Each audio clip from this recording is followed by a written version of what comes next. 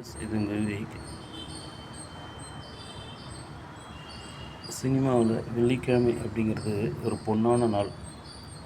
ஏன்னா வெள்ளிக்கிழமை தான் புதுப்படங்கள் பூஜை, ஷூட்டிங் ஆரம்பிக்கிறது, புதுப்படங்கள் வெளியே ஆகுது, ஒரு புதுப்படம் எடுக்கிறதுக்கு உண்டான கதை டிஸ்கஷன் எல்லாமே வெள்ளிக்கிழமை தான் நடக்கும். காரணம்னா வெள்ளிக்கிழமைங்கிறது அவங்க ஒரு மிகப்பெரிய நாளாக தமிழ் சினிமாவில் கொண்டாடிட்டு வராங்க. அப்படிப்பட்ட நாளில் புதுப்படங்கள் ஒரு 5 இல்லைனா 6 திரைப்படங்கள் வர வெளியே வந்துக்கிட்டே இருந்தது. ஆனால் இப்போ என்ன ஆயிடுச்சுன்னா, புதுப்படங்கள் வரதை விட வெளியான 3-4 ஆண்டுகளேயான திரைப்படங்களை மறுபடியும் மறுவெளியீடு செய்வது தான் அதிகமாக இருக்கிறது.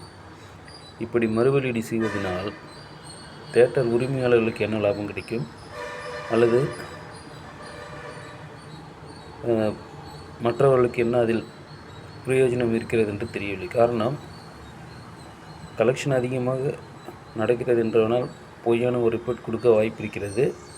ஆனால் நிச்சயம் திரும்பி மக்கள் போய் படத்தை திருப்பி ஒரு முறை பார்க்க மாட்டார்கள். காரணம் என்னென்னா, இப்போதெல்லாம் வெளியான 6 மாதத்திலேயே பண்டிகை நாட்களில் புதுப்படங்களை ப்ரைவேட் சேட்டலைட் சேனலில் ஒளிபரப்பு செய்து விடுகிறார்கள். அப்படி இருக்கையில்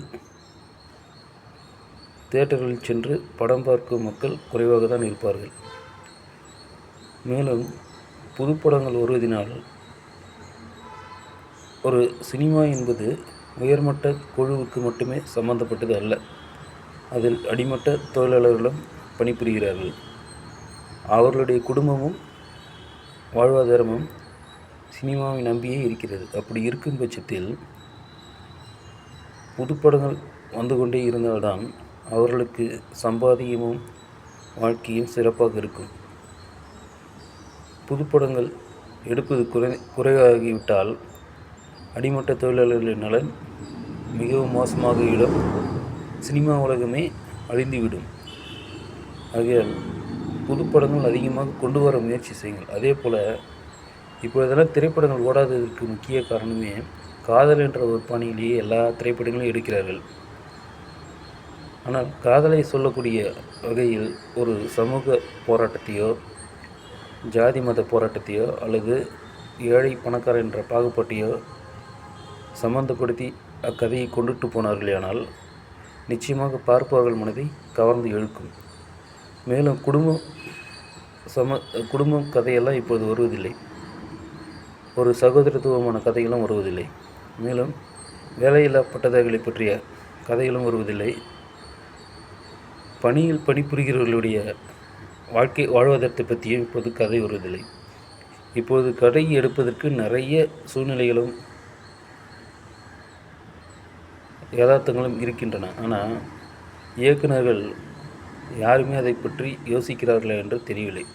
அனைவருமே ஒரே விதமான பணியில் கதை எடுக்கிறார்கள், காதல் என்ற பணியில். அதை மாற்றிக்கொண்டால் சிறப்பாக இருக்கும்.